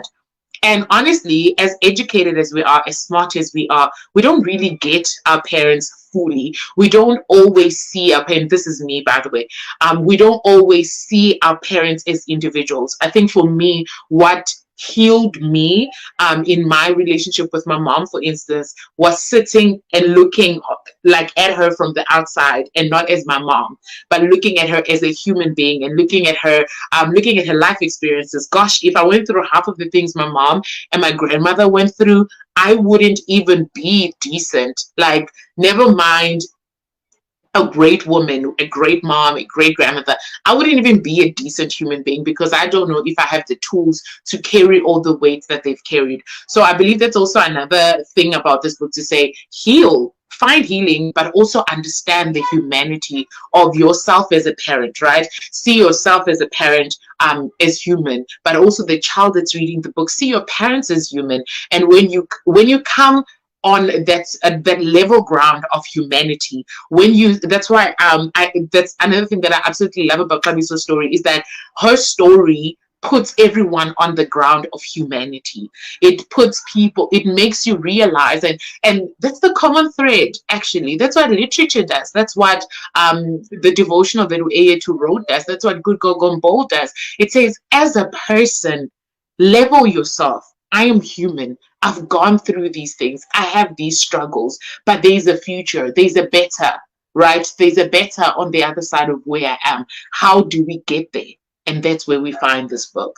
So that was a very long way of answering that, but I'm going to read the introduction to the book. Yeah. So I'm going to read the introduction. I hope this is where she speaks about it, but I hope it's going to kind of give you an idea of what the book is about if you also haven't already read it. Here goes. Dear Black parents, I wrote this book for you. I know that you have good days and bad days in your personal life and in your parenting. I know that you're trying to be the best parent, and sometimes you find yourself having to do it alone or with very little to no help. I know your life is hard and you have your own personal issues that you do not always have answers to. Even the simple courage to face your issues sometimes runs out. I know that maybe you didn't plan to be a parent when you became one, and nobody sat down with you and taught you how to be a parent. And if you did plan, nobody really prepared you for how strange and challenging the journey would be. Never mind how much it would require of you. You are just figuring it out as you go along. Sometimes you wish you were still being parented instead of being the parent. I know. I know that in some cases, you don't even like the person you had a child with, and they keep letting you down. And you wish you could change it. Some days, you are not sure of what you are doing or who you are anymore. Some days, you wish you could start again. I know. Other days, you wish you were more than what you are and that you could give more than you are giving, which is hard for you. It keeps you up at night and on your knees. I know. I want you to know that you are not alone, that there are many other parents who feel all that you feel. I promise you, it's not just you struggling. It's not just you with the fear of being a failed parent. I wrote this book for you. I wrote this book with you in mind, with all that it means to be a Black parent from a Black background and all our Black issues. I wrote this fully aware of our Black insecurities, our Black customs that we can't always question, and our Black power that exists, but only a few really experience it. I wrote it so that you could get the most out of your relationship with your children. My intention is for you to see the gap and the hindrances that might exist between you and your child. It might feel at times that I am judging you and that I am in your personal business. You might get angry at me and roll your eyes. You might want to walk away from this book, and that's okay. But I want us to heal. I want us to have family bonds and connections that are eternal. It is my desire and the cry of my heart for Black families to be functional and healthy, regardless of the system that continuously tries to take this away from us. I am holding your hand and I am hugging you as you read along. Again, I am not judging you. I am helping you. I am teaching you. It will get personal. It will get scary, but you can start again, always. And when you start to feel guilty, I want you to forgive yourself, because had you known better, you would have done better. You can only do what you know how to do, and you can only be what you know how to be. This book has letters that are lessons and poems that were written just for you so that you can heal.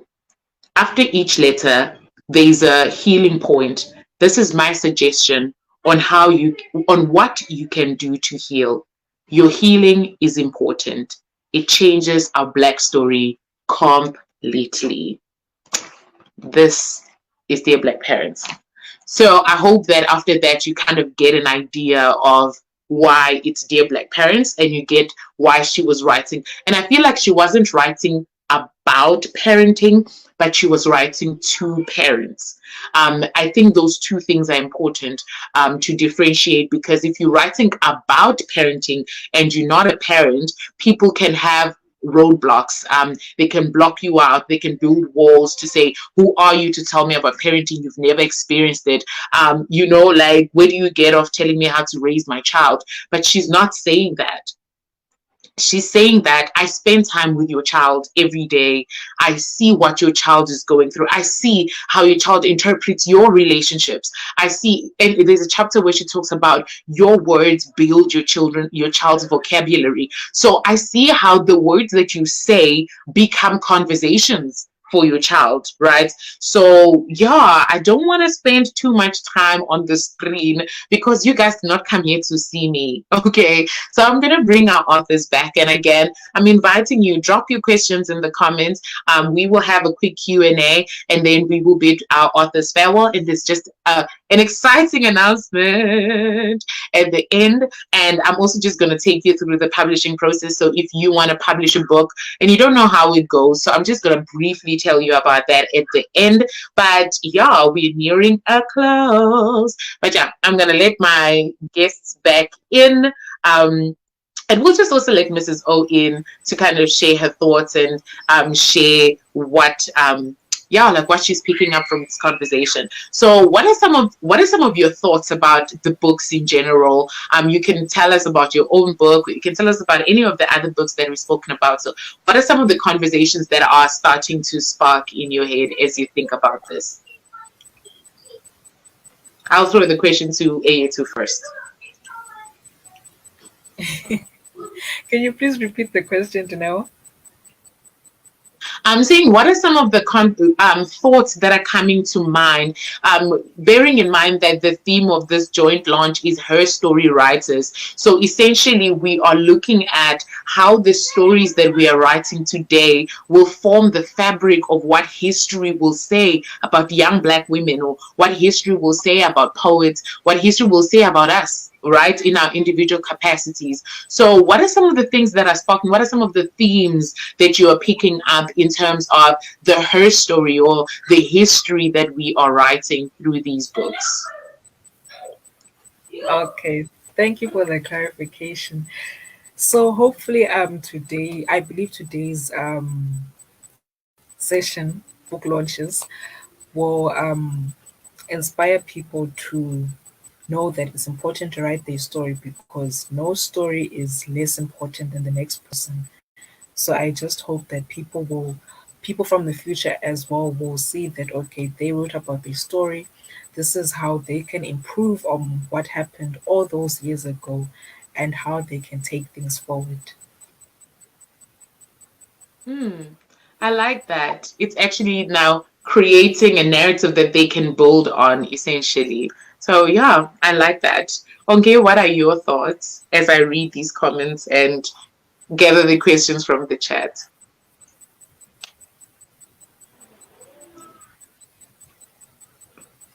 Oh, we've lost you again. I don't know if it's not your earphones that are kind of going on and off. We've lost you again. Are they connected? Please make sure for me that they are connected. Because we aren't. Can you hear us? Like, thumbs up, thumbs. Wow. Try speak again. And we lost her. Please do what you did the other time when we had lost you and you came back. But Mrs. O, this from the outside looking in, I feel like because I work so closely with these authors, and I saw your comment on how like I'm able to articulate their stories, but it's because I've immersed myself so much into their stories. But from the outside looking in, what are some of the themes that you're picking up, and what are some of the thoughts that you have when thinking about how this will influence history or her story? I think one thing I have to commend everybody on is their courage. There's really so much courage in writing your story so vulnerably that, as one of you guys said, that it doesn't attack anybody, blame anybody, or hurt anybody in writing your story. So well-written, beautiful stories that are our truth. Also, so not writing a story that is a fairy tale, but writing our truth as human beings that go through these experiences, learn from them, fall again, and have to get up. So not making it Yeah. seem as if that you just um slid through the process and it just happened, but that things had to Yeah. happen to get you to a positive place, to get you to a place of healing, and a place that you can narrate your story in such a way that it doesn't blame anybody in that same situation, or even bring expectations upon people that are in those situations, those times, to be anything greater than what they Yeah. are and what they're going through. But I do have questions, if I may. It's quite a lot of Not questions. yet. Can I? Actually, before you ask your question, Mhm. Lebu, I call her Lebu. I hope that's okay, Lebu, to call you Lebu. But she's the one who asked about the book about Siva's book, Dear Black Parents, and it being written by a person who doesn't have a kid and writing to parents. And she's saying that she feels a bit more comfortable now buying the book because she just wanted to understand like what was the rationale. But as a person who does have children and is raising them in this climate, what are your thoughts about even what I shared about the book being written to parents and not for parents in a sense? How are you open to receiving the message from a person who doesn't have a child yet? Like, please give us the perspective of a mom because um, all of us. um, yes, absolutely. The way that's what I meant. Siba is writing it in such a way that she's not blaming parents. You understand? She's Yeah. understanding that it is a process, and many of us do go through those processes. I mean, when I look at my own parenting and I look at the way my mom parented me and my grandmother parented us, there's a huge jump, and there's a lot of healing that has to happen through generations in order for us to become better parents. And that healing comes with conversation. And for many of us, those conversations only happens once the kids are already here. So we are learning through the process. All Siba is doing is saying, recognize that these things exist now, so that when you are parenting, you know that they are there and that you can deal with them. For me, parenting exists in many different ways. My grandmother parented me as a grandmother, but as a mother. My mother parented me as my mother. My teacher parented me in ways when I was at school. My aunts parented me. So the the basic definition of being a parent is related in different ways. So Siba, in being a teacher, is a caregiver. And largely, like, she has our kids most of the day. So to hear from her is actually enlightening, refreshing, and educational in my journey as a parent as well. My kids are not yet in formal schooling, but I can already prepare for that based on just the information that she says in her book. Even welcoming the fact that I'm not perfect, we never are, but welcoming that fact and being able to say that sometimes that imperfect being in me is due to my own experiences, hurts that I never really understood, and how I'm even expressing those towards how I parent my children. So I, as a parent, welcome this book and love it. I absolutely love the idea and the way she has written it with such grace towards us, towards our children, and towards teachers in the future as well. Thank you. That was so beautiful. Like, ooh, I don't know if I'm the only one who felt that, but Lebo also attested she's not blaming parents. Heart emoji. I'm actually gonna let you all see that comment on the screen. Like, oh, that's so beautiful. Thank you so much, Mrs. O, for that insight. I think it's always important for us to kind of, have these perspectives because we also don't want to be prescribing. We don't want to be prescribing dealing, if that makes sense. We don't want to prescribe how people should deal with their situations, but in sharing, there's a very well-known quote by Marianne Williamson, I think. She said that as we let our own light shine, we unconsciously give other people permission to do the same.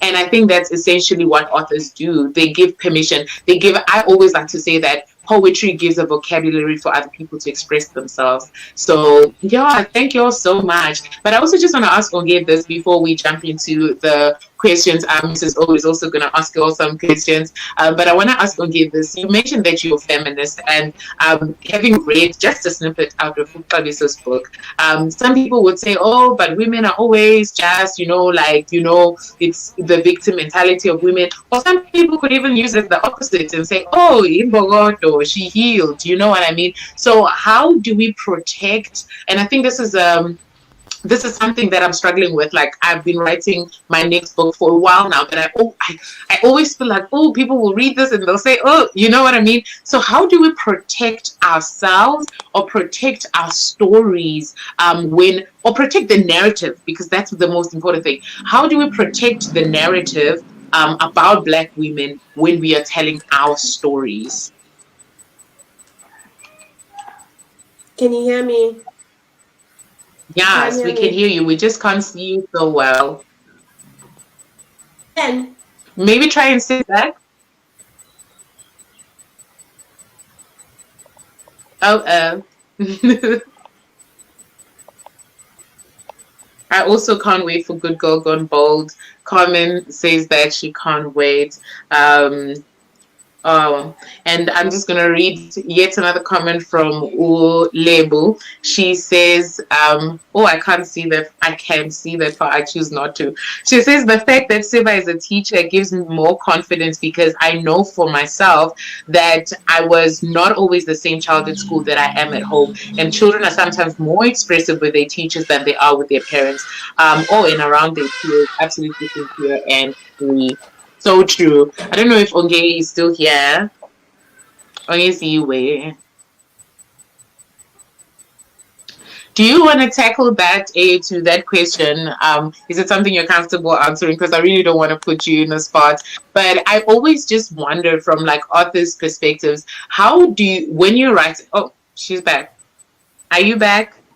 If you're back, say I. Because when you're writing, especially also writing as a Christian, right? It's not necessarily just now I'm writing as a woman, but I'm writing as a Christian woman. So I even have a more burdensome responsibility to protect the faith, if I can even put it like that. So how do you process that I need to protect the narrative about the faith or about women and also be authentic? How do you strike that balance? Thank you, Dineo. This is a very tricky question, but I'll try to answer it. How I try to protect the narrative between like being a woman and being a Christian, or just being a writer and being a Christian. I just try to be authentic because, like, I think you said it, if not anyone else, that it's important for people to be authentic, because when you're not being authentic, then people can pick it up and then assume otherwise. So I just always try to write from an authentic place and from a humble place, because like Siskele said, no one is perfect. And so, people relate more to vulnerability than to perfection. So, yes. That's simple and straight to the point. Very true. Wow. Okay, I'm going to give over to Siskele and have her ask her questions that you So have. annoying. Actually, Dee, you can also answer these questions since you also yourself are a published writer. So basically, when I was listening to you guys, especially around, and I'm sad that Ongeziwe is not here because one of the questions really relates to her. So the first one is, how do we reinterpret how a day like the 24th of September, which is meant to be Heritage Day, what it means to us in South Africa in this largely westernized society that we have become, and what it will mean for 10 generations from now? How do we take it away from Bride Day with our African printed t-shirts with a bev? How do we start reinterpreting that? Can I ask the other one? Okay, so these ones relate to one You another. want to answer that first? Too. Okay, I was actually going to ask Dineo to go first. Okay. I think Onge is back. I'm gonna try to bring her back. Um, okay. So while she's setting herself up, I'm gonna try and answer it. I was asked yesterday to share on that topic on some platform, and I was saying this is what we're doing, right? This is what we're doing differently. We are highlighting our stories, but we're also documenting them. So for me, like the only way for us to preserve our history is not to talk about it. We saw how that was beautiful for our forefathers, but it also backfired. One of the inspirations for the theme Her Story Writers is now my favorite quote of all time, by Fred Kumalo, I believe. He said that if you don't write your own story, someone else will, and they might just mess it up. And it ends up by saying, our story has been eaten by his story, which is actually what history spells, right? So for me, the heritage kind of covers culture, it covers lineage, it covers celebrations, but it also covers stories that I think should last forever. And the only way for us to make sure that our stories last and that they last correctly is by documenting them ourselves, either through vlogging, podcasting, writing books, creating music, but we can't just braai and look pretty and drink a beer, like you said, and think we're celebrating our heritage. How is that going to translate to your daughter? How is she going to know? You understand, like the stories of your grandmother. So I think it's important for us to start being more intentional about preserving our stories than just talking about them. Yeah. Welcome back again. Absolutely, A2. Can you hear me now? Uh, yes, we can Yes, hear you. and Yes, we see can. you. I believe that teaching is one of the best methods to, to honor the 24th of September, not just as Pride Day, but as actually appreciating our African heritage. The reason why I say teaching is because so much gets lost when people are not taught, okay, this is what the culture is about, this is how one acts as, as whatever type of culture they're part of, because it's just easy for people to go and collect ideas from the media, which doesn't always portray everything correctly or in a good way. So I just believe that teaching people, okay, this is the culture, this is how things go, so that we can teach others how things were done, and so forth, so that the cultures don't get lost, so that languages don't get lost. And like, there's nothing wrong with people wanting to interpret Heritage Day however they want, but cultures do need to be taught, because at the end of the day, there's more to life than just Bride Day or just spending the day wherever you are, but it's more of, keeping the cultures, how can I put it? Just keeping the information that you have so it can be related to others. I Cool. think we have That's time for like one or two more, Mrs. O. okay. I'm just gonna ask the follow up to that. So I wanted to know, from a feminist perspective, how do you, as a feminist, navigate yourself and still preserve your cultural values as a woman in this narrative, in this place, in the space that we're in right now? So being a feminist, but also preserving your culture and your beliefs and your heritage, and still identifying, for instance, as a Black woman, a Xhosa woman, a Zulu woman, a Pedi Tswana woman, with all those values still in you. Okay. I'm curious Well, to hear it's overview hard. it. You can hear me now. Yes. Okay, Yes. cool.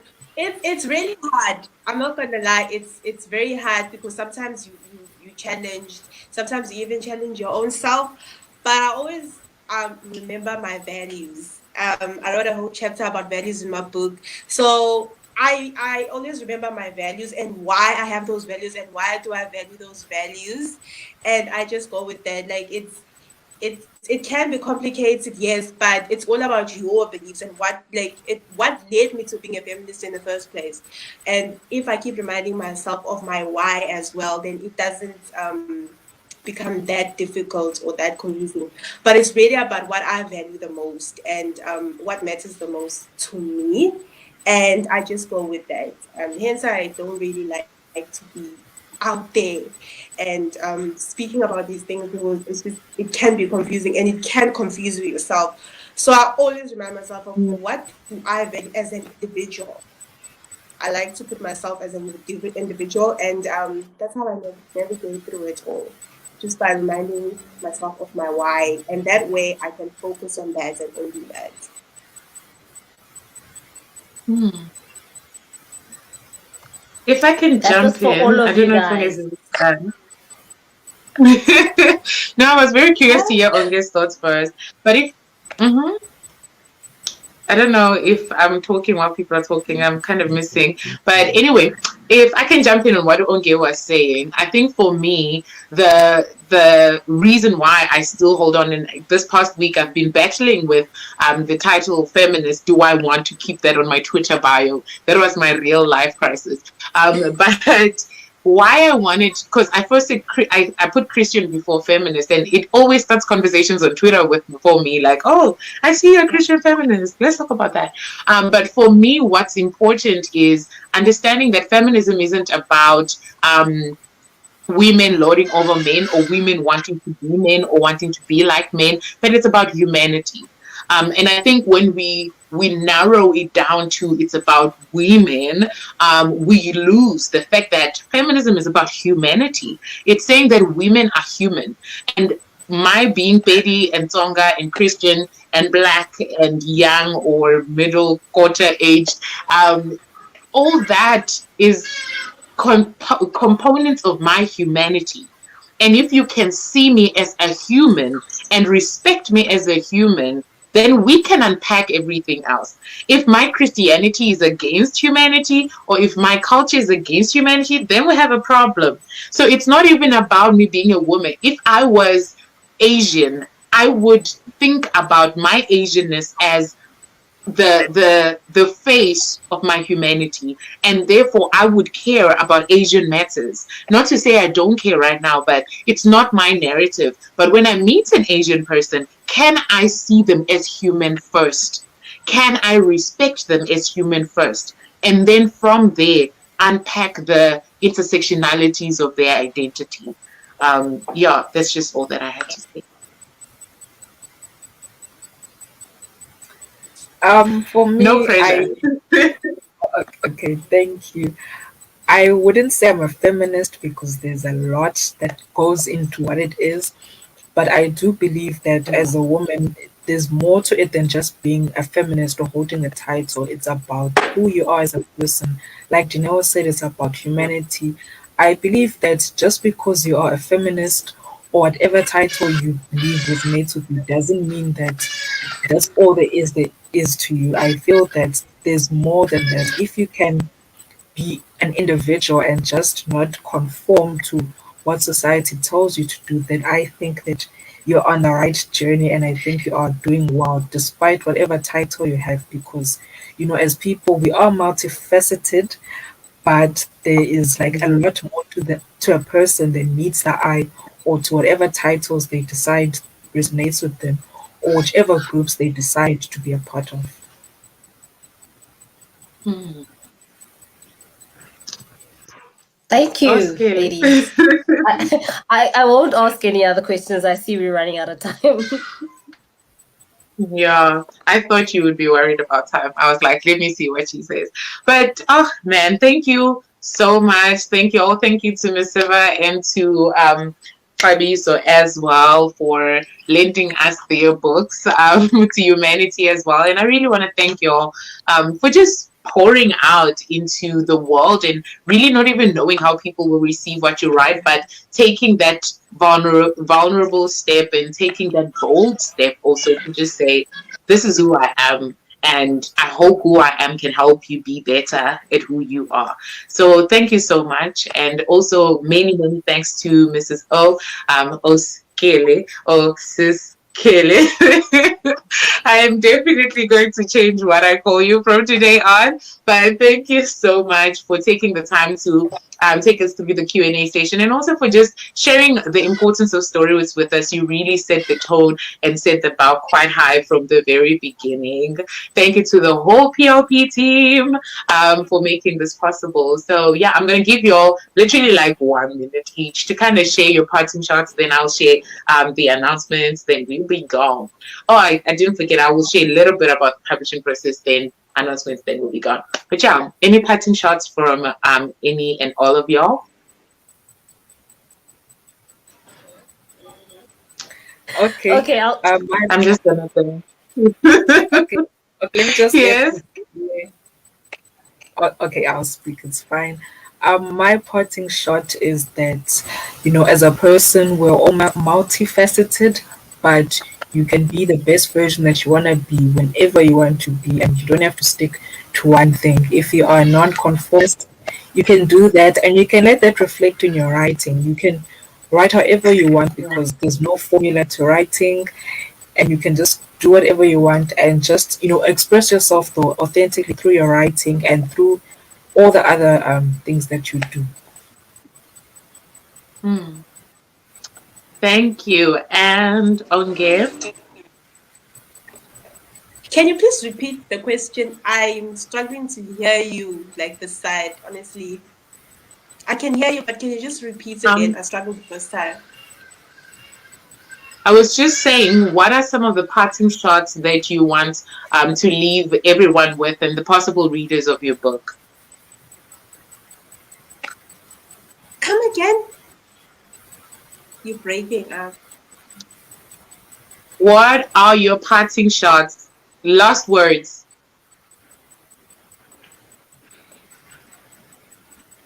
Okay, let's go to Mrs. O, then we'll come back to Onge. I'm going to put it on the chat for you. And Mrs. O?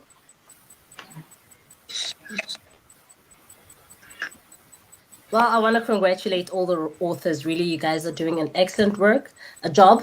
Those that are here and those that are not. I also want to say, Ungeziwe said something about what it means to complete a work that you have started and what that actually means.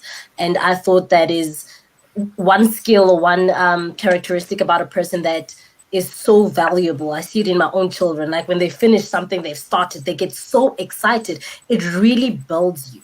So be in that space where you know that you are able and you are capable, and walk your own walk. Don't walk somebody else's journey. It's not yours to walk with. So run with endurance the race set before you, not the race set before somebody else, the race set before you, because that is your race. That is the purpose for your life. So walk your walk. And thank you very much for having me.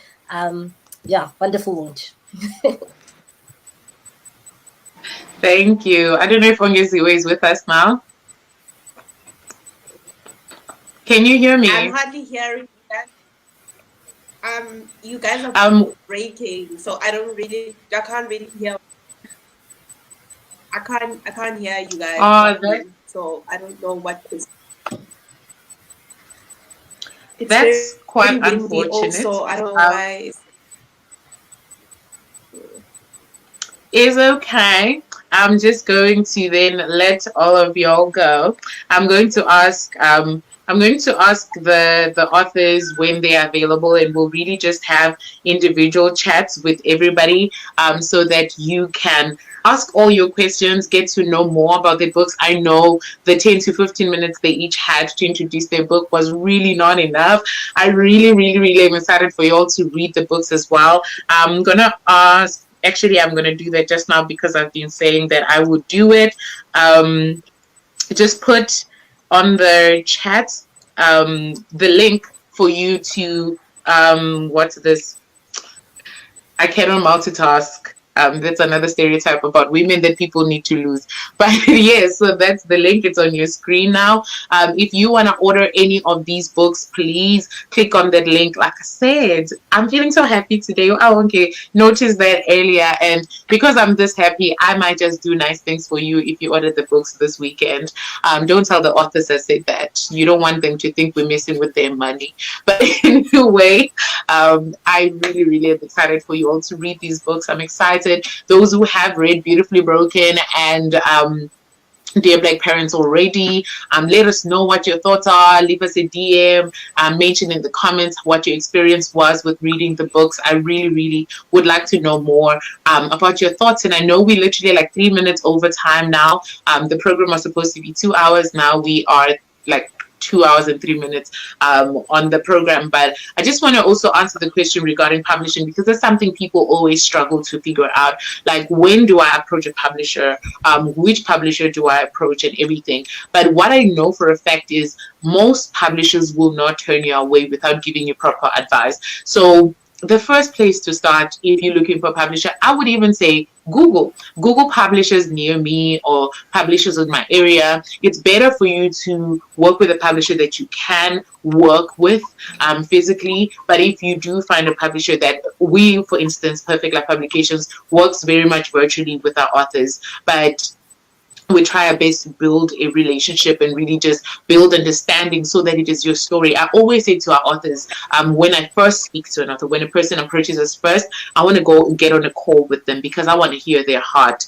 And that's the heart that's why I'm able to articulate their story so well, because I kind of know the hearts of the authors. So just really just go through Google, check how many publishers are in your area, just go through them, kind of gauge them out, hear what's important to them, and check if those goals are similar to yours. Because, for instance, you could be publishing your book to have people just read it and be changed, or you could be publishing your book to make money. That is okay. But just make sure that your vision and your publisher's visions are aligned, or at least that you are both aware of each other's visions in that. So with us, I'll tell you about our process. So if you have a book that's already written, the best advice I can give you is email it to us. Don't send your book to a person via WhatsApp. It's so much easier for me, not me as a person, but it's so much easier for a human being to steal your work if you send it via WhatsApp than if you email it. So if you email it, there's paper trail. There's so much protection for you as an author. There's also records of everything that has been said and agreed upon. So you would email your manuscript and then we would review it and give you feedback. One other thing you need to make sure of is that there is a contract and that you understand the contract. What is expected from you? What are you getting out of your publisher? And how long is this process going to take? Because it does take quite a long time to produce a good quality book. And if I can advise you, just 5 cents on that note, don't rush your book, because Ace Molloy, one of my favorite authors, once said in conversation that sometimes time is the best gift that an author can be given, because if you have a deadline that you're pushing like that, you might just miss something. You might just miss content that would have made your book 10 times better, or you might just put something in there that does not belong in the book. And we've seen that even with these books that we've been working on. Some of them took less time, some of them took longer. And some of them, even when we were done, like Ed can attest to this, even when we were done with one of the books, we got to a point where we were like, no, let's change this. Let's change the title. Let's remove this poem. Let's replace the scripture. So time is your best gift. I would say be patient with your publisher, but be stern and be firm to say, okay, these are the expectations that I have. Can they be met? And also just, allow the process to unfold. But the most important things I'll tell you is email your manuscript. Don't mail it. Nobody has time for that. Don't mail it. Email it, and make sure there's a contract, and make sure all the finances are declared upfront and that you know everything that's expected of you. So the best advice that I can give you right now is we're sitting here as Mashile, who is from Perfect Life Publications, is if you have a book that you've already written, send it to us. Let us advise you. Let us tell you, is your book ready? I think there's only a few answers a publisher can tell you: that you don't have a book, or that your book is not yet ready, or that your book is ready. But even when your book is ready, there's still quite a process and a long journey of work that needs to go into that. And if you don't have a manuscript yet, which is something that happens a lot, if you just have a book idea, my best advice to you is start writing. If you don't know where to start recording your story. I feel like people need to start paying me for this advice, because this is way too good advice. Like, I promise you, take your phone, open your voice recorder, and just start wherever your story starts in your mind. Start speaking through this as if you are narrating the story and telling it to someone.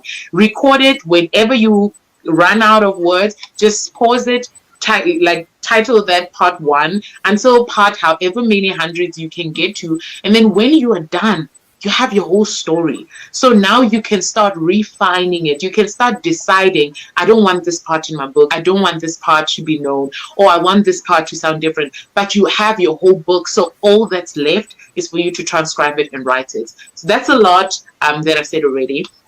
And like I said, we are out of time. So the big announcement, drum roll please. So like I said at the beginning, this is the second of a 3-part event series. The first one was a conversation on women in writing. The second, which you've just witnessed, was the launch of 5 books by 4 young Black women. And that makes me so proud to be part of this historical moment. But wait for it.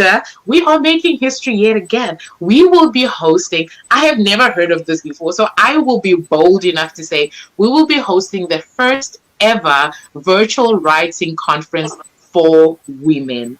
It is literally strictly women writers, from script writers, ghost writers, transcribers, copywriters, writers for TV, and book authors. So every kind of woman writer you can think of, we will try to get and pack them into a conference that is strictly for women. And this makes me so excited. It literally blesses my heart that we are part of making HERstory in this sense. If anybody hosts theirs before February next year, just know that we had the idea first. And ours will be, I believe, on the 2nd of Feb in 2022. So yeah, be on the lookout for registration, notifications and posts on our page. We have quite a number of partners that are coming on board, so please be patient for about a week or 2 while we finalize all the groundwork, and we will be sharing this with you very soon. And I'm so proud to be a part of this. I cannot tell you how much. But this is just for women to see that it is possible for you to do it, but also for us to have conversations about careers and writing without having to compete with the competing voices. Of course, there's a place for men in literacy. There's a place for men everywhere in the world. And there will be some men who are coming on board to teach us and share with us their journeys. But this is for us to equip ourselves and create the kind of narrative that we want to kind of leave for future generations as women. So yeah, be on the lookout for the HERstory Writers virtual conference. And like I said, first ever virtual writing conference strictly for women from across the world, from across different writing disciplines. And I am so excited. But I'm going to leave y'all to have a beautiful Saturday. Thank you for joining us. Thank you for taking time for chatting to us. Let's keep the conversation going. The comment section is still open. So please let us know your thoughts and everything. But yeah, from me and for the Perfect Love team, God bless you. We love you, but God loves you more. And I really pray that your story unfolds the way that God intended for it to be. And yeah, goodbye.